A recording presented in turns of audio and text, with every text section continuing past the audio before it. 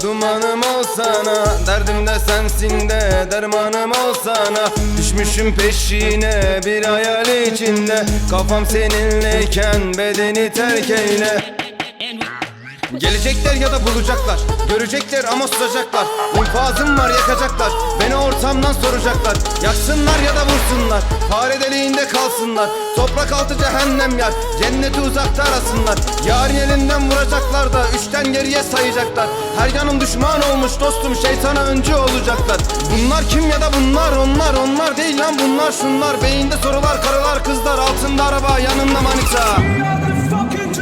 Yanarım yangına, dumanım olsana. Derdim sensin benim, dermanım olsana. Düşmüşüm peşine bir hayal içinde. Kafam seninleyken bedeni terk eyle.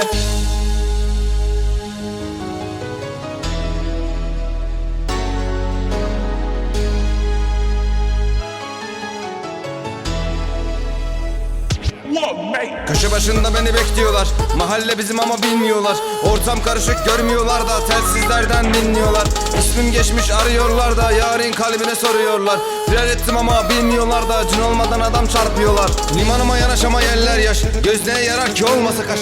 Unutma yarim kavgam var, hayatta bebelere naş naş. Zirve benimdir duramazlar, sokakta gençler patlıyorlar. Mafyacılık mı oynuyorlar, sarsılmaz bir tahtım var. Çocuklar elinde biberon var, sarıldı tahtım baskın var. Korkma korkma ahtım var, her gece baskın var. Dilleri sustur gözler kör, karanlık her yer yarını gör.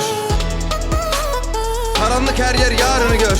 Yanarım yangına, dumanım olsana. Derdim de sensin de dermanım olsana.